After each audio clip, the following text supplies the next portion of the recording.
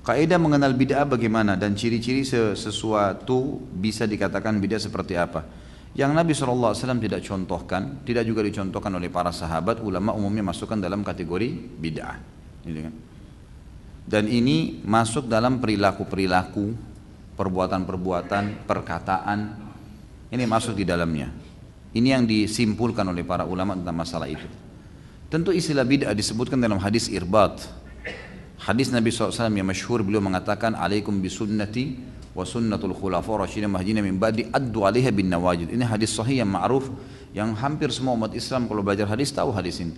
Kata Nabi SAW, berpegang pada sunnahku dan sunnah khulafa rasyidin setelahku, berpegang teguhnya walaupun dengan berpegang teguhlah pada keduanya walaupun dengan gigi geraham kalian.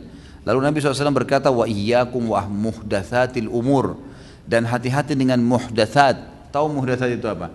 Hadatsa, ya, muhdats ini artinya sesuatu yang baru.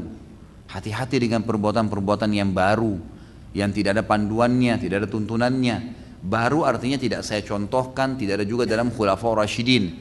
Karena di awal hadis kan berpegang pada sunnahku dan sunnah khulafaur rasyidin. Berarti yang dimaksud dengan muhdats di sini kembali kepada dua itu. Berpegang teguhlah pada keduanya walaupun dengan gigi geraham kalian, dan hati-hati dengan muhdatsat, baru-baru yang tidak ada dalam sunnahku, tidak ada dalam sunnah khulafaur rasyidin, gitu kan?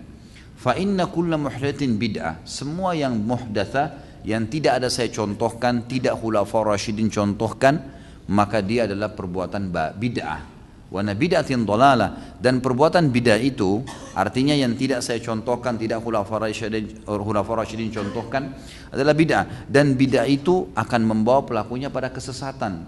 Sesat maksudnya apa? Keliru melangkah karena tidak ada panduan wahyunya, gitu kan?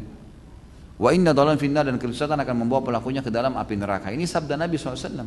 Beliau menyampaikan masalah itu. Dari sini ulama simpulkan, sunnah sama bid'ah adalah dua hal yang berlawanan.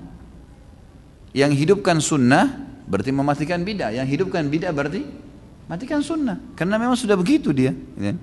Ini memang penjelasan dari hadis Nabi SAW tadi. Allahu a'lam. Jadi memang seperti itu memahaminya.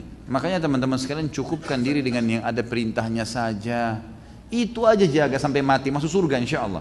Udah nggak usah repot-repot. Ini saya bingung betul orang-orang yang terus mau buat-buat, terus ngarang-ngarang dan ngotot mempertahankan. Kenapa saudaraku? Sunnah Nabi banyak, pertahankan komitmen. Tuh zikir pagi sore jaga tuh. Sholat on time di awal waktu jaga tuh. Zikir yang kita dianjurkan untuk baca tiap hari istighfar 100 kali adalah la haula wala quwata illa billah, subhanallah, alhamdulillah, wala ilaha illallah, Allahu akbar. Yang ada sudah dalil-dalil jelas. Kerjakan. Sholat duha yang ada dalil jelasnya, sholat malamnya, komitmen jaga. Apa Anda sudah tiap hari kerjain tuh? Ini masih banyak yang terbengkalai gitu. Jagokan ini, kenapa kok ribut dengan perbuatan bidah ini? Saya bingung gitu. Untuk apa gitu? Dan ngotot mempertahankan, enggak apa-apa, subhanallah. Dan orang-orang awam pun akhirnya ikut-ikutan, yang sholatnya masih Senin Kamis hanya ikut berbuat bid'ah juga.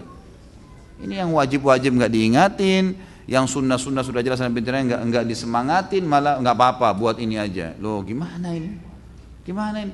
Kalau setiap orang bebas buat bid'ah, saya bebas buat bid'ah, semua bapak-bapak sini buat bid'ah, ibu-ibu di belakang sana buat bid'ah, apa yang tertinggal dari sunnah Nabi SAW? Coba, apa yang tertinggal?